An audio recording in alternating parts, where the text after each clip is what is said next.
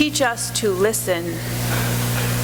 Teach us to listen to the wisdom of our bodies and the knowledge that lies deep within, to the gentle guidance of butterflies in the stomach, the sting of remorse, the clenched stomach of worry, the peaceful heart of forgiveness. There is deep wisdom in our bodies. Teach us to listen.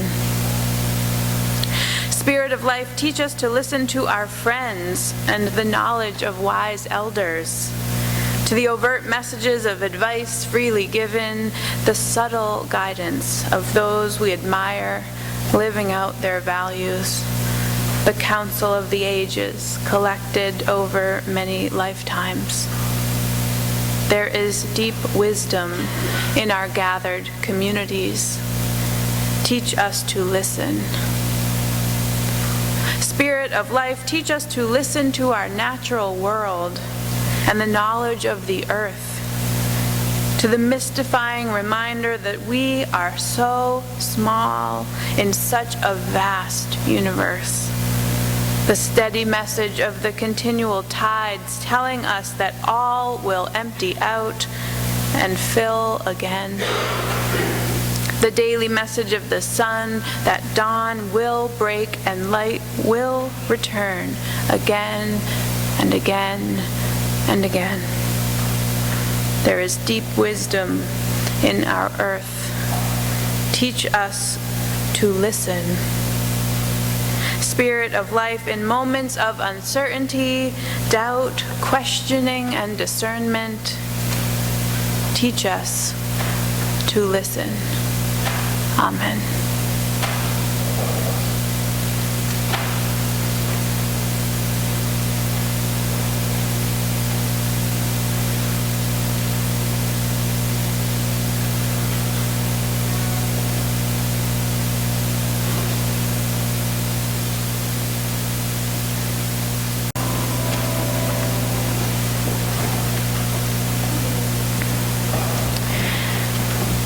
At my ordination, I asked a friend to give the following reading by Elizabeth Tarbox entitled God's Work.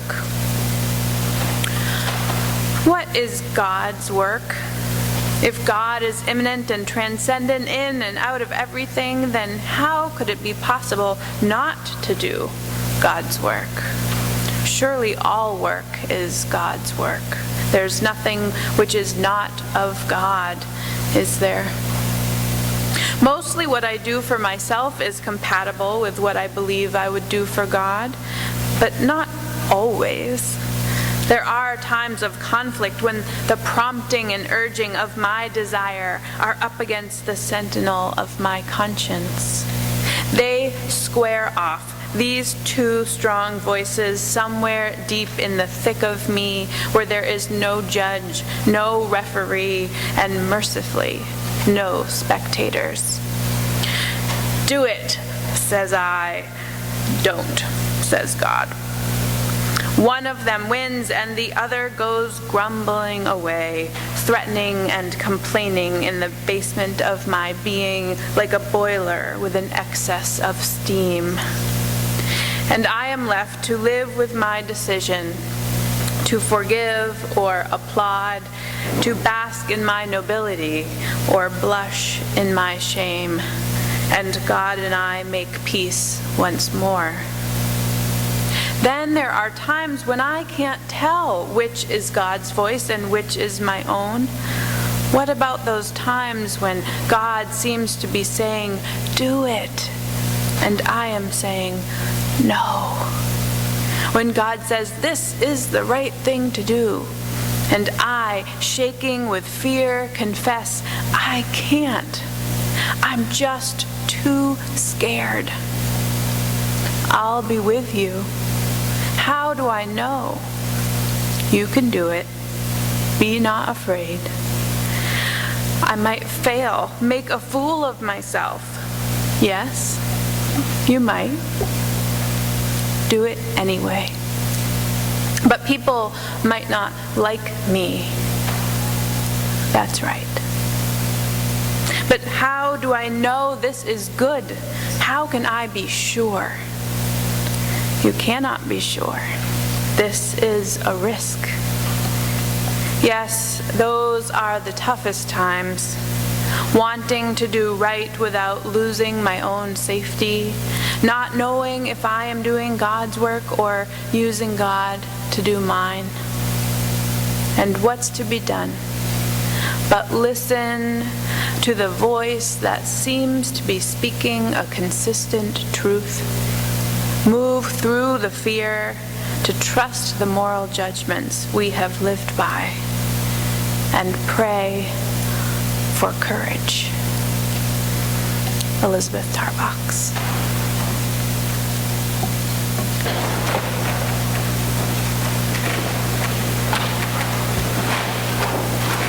Thank you. Leading up to this morning's service about discernment, I asked several of you, what do you do when you need to make a big decision? Flip a coin, someone said, but I don't think they were serious. I listened to the wisdom of my heart, one woman told me as we chopped vegetables at the soup kitchen. I've been following it for years. Another said, it's been helpful for me to try on each possible scenario and try to live with that choice for a while. I tried to remember that discernment takes a lot of time and space, one man said. So even though the world doesn't readily give you a lot of quiet time to be reflective, I try to make that space for myself when big decisions come up. Another person said it's important to try to understand what might be clouding our discernment, to weed through all those pesky ego-protecting and ego-promoting agendas that get us confused. When I would listen to the voice of love, she said, everything gets a lot clearer.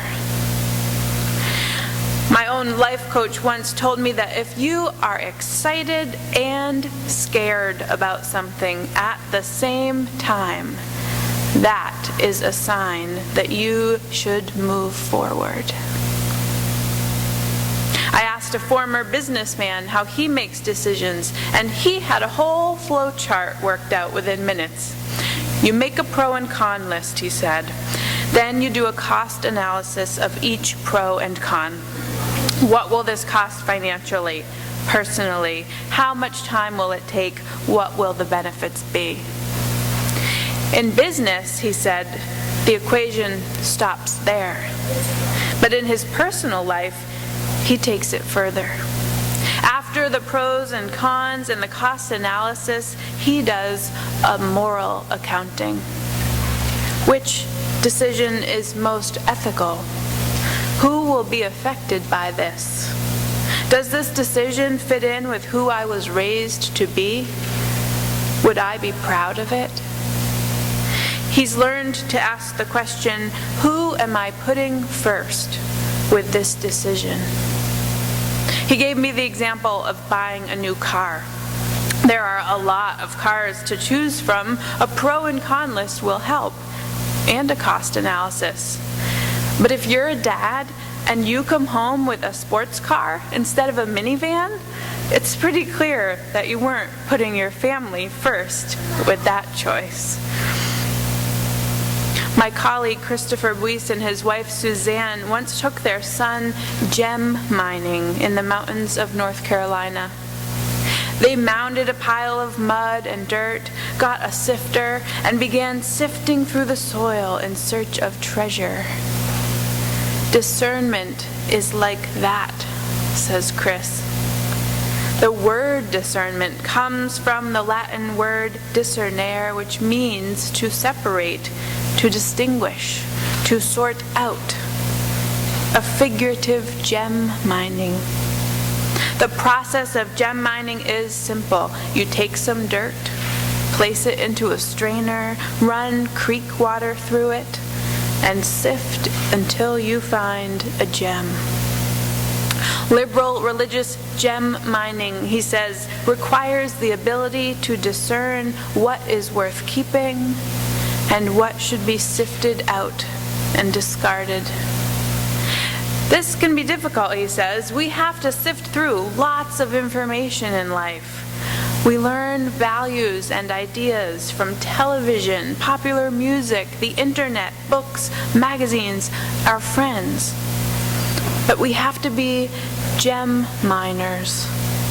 We have to awaken the conscience so that we can make responsible choices, separate things of value from things that have no value, things that are life-giving from things that hold us back and even harm us.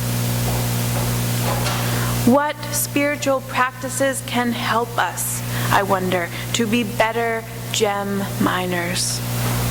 What spiritual practices can help us when we are facing big decisions? Getting married, having children, quitting a job, taking a new job, retiring from a career, moving, getting divorced, buying a house, taking in a family member or a friend, ending a friendship, coming out, creating and keeping priorities, starting a business, joining or letting go of volunteer commitments, telling or keeping a secret. I was a little surprised that no one I talked to this week said that faced with a big decision, they turned to friends, family, or a religious community for their thoughts and help. Author and educator Parker Palmer explains why this might be. Many of us face a dilemma when trying to deal with a personal problem, question, or decision, he says.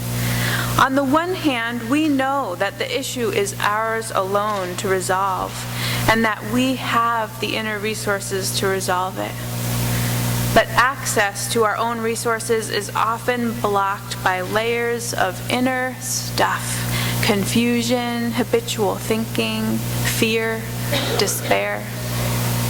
On the other hand, we know that friends might help us uncover our inner resources and find our way. But exposing our problems to others, we run the risk of being invaded and overwhelmed by their assumptions, judgments, and advice, a common and alienating experience. As a result, we often privatize these vital questions in our lives. At the very moment when we need all the help we can get, we find ourselves cut off from both our inner resources and the support of community. At Palmer's Center for Courage and Renewal, they turn to a 300-year-old Quaker practice called a clearness committee. When a member of the community is in need of discernment around a particular issue or question, a clearness committee is called, and a small group of people gathers with the person needing guidance. After a time of silent meditation, the focused person begins the meeting by giving a brief summary of the issue at hand. They offer background information and any insights that they've already gained. Then, after some more silence, the committee members speak. But there is a strict rule that they must all follow. They can only speak to ask questions. Open, honest questions without any advice giving or amateur psychoanalysis. No one can say to the person, well, if I were you, I would, or clearly that's because of your childhood experience of. They can't say, that happened to me once and this is what I did. Instead, they ask questions like, did you ever feel like this before? And what did you mean when you said frustrated? The best single indicator of an honest, open question, says Palmer, is that the questioner could not possibly anticipate the answer to it. So the questions don't hint at the wisdom of the questioner. but rather draw out the wisdom of the focused person. The focused person responds to the questions as they are asked, and those responses generate more and deeper questions. The focused person can always choose not to answer a question that they don't want to. The clearness committee surrounds the focused person with quiet, loving space, resisting the temptation to comfort or reassure or encourage the person, but simply being present with attention, questions, and care. Behind the clearness committee is a simple but crucial conviction. Each of us has an inner teacher, a voice of truth that offers the guidance and power we need to deal with our problems. Our inner voice is often garbled by various kinds of inward and outward interference. Sometimes we need the help of others, not to fix our problems, but to help us access our own wisdom from the inside out. As I thought about discernment this week, a memory came to me from my ministerial formation. In becoming a minister, there are many thresholds to pass through. One is meeting with a regional subcommittee on candidacy. This is a group of people, ministers and lay leaders, who convene to meet with those starting out on a path to ministry to determine whether or not people have the real potential to become ministers. They're not the same committee that you meet with at the end of your training who get to decide if you pass or not. It's a much scarier committee. But these folks give you a strong sense after your first year of study whether they see a minister in you or not. If not, you are encouraged not to continue. If so, they give you a few things to work on in the remaining years. I still remember one of the questions I got asked by a minister on my panel. She asked me to describe the still small voice within. Now, I did not think it would be a very good answer to say, I have no idea what you're talking about. Or, that sounds vaguely biblical, but I could not tell you which book. So although, honestly, I was not entirely sure if I knew what I was being asked, I decided to describe what my own still small voice within sounded like. Sometimes it sounds like my mother, I said. The voice of my conscience often speaks with my mother's voice. Sometimes it sounds like my wise mentors or trusted friends, voices of strong leaders I've read about and watched on television and in documentaries. I started getting more excited as my answer went on. Sometimes it's just my own voice coming through particularly clearly, I said. And often it's not a sound at all, but a gut feeling, a sinking or a clenching of the stomach, a bubbling of excitement or hope. I have strong instincts in my stomach, I told them. To my great relief, they were pleased with my answer. And upon reflection, I guess I had modeled just what they were asking about when I wasn't sure what to say. But I went with the little voice in my head that said, tell them what influences you. Tell them who has wisdom in your life, who you hear in your head, in your heart. The phrase, still small voice, does have a biblical reference. It's from 1 Kings. I know that now. After a terrible windstorm and an earthquake and a fire in which Elijah does not hear God's voice, God speaks to Elijah in a still small voice, and Elijah hears. But the still small voice within has also come to mean one's conscience. Mahatma Gandhi once said, "The only tyrant I accept in the world is the still, small voice within." Ann Naylor wrote a piece for the Huffington Post called "How to Listen to Your Still, Small Voice." First, deal with distractions, she says. Clear the clutter around you. Create as peaceful a place around you as you can, so that you can witness what is moving within you. Prepare to receive, she says. What is the guidance you are seeking? Be as specific as you can. Write it down. Breathe deeply and relax, she says. Bring yourself into the present moment. When anxiety about the future comes to mind, just say, "Now," to yourself. If a self-doubt or a depression creeps in, forgive yourself.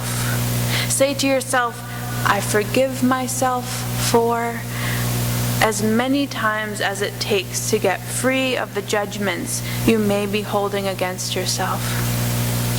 And finally, she says, listen. As you go about your day, be aware of simple nudges to pay attention. Allow yourself to go with what you hear inwardly.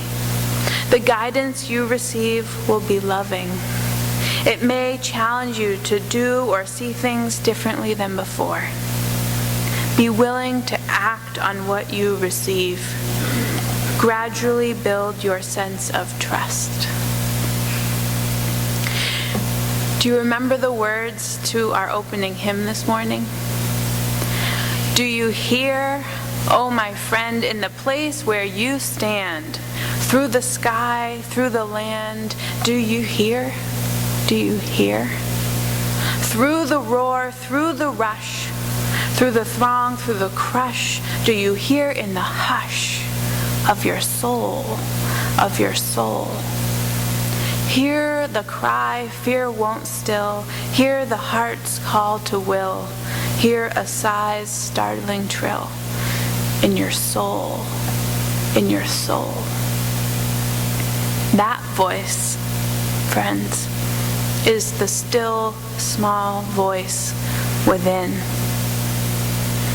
In the face of big questions, listen for that voice, and may you have courage. Amen, and blessed be.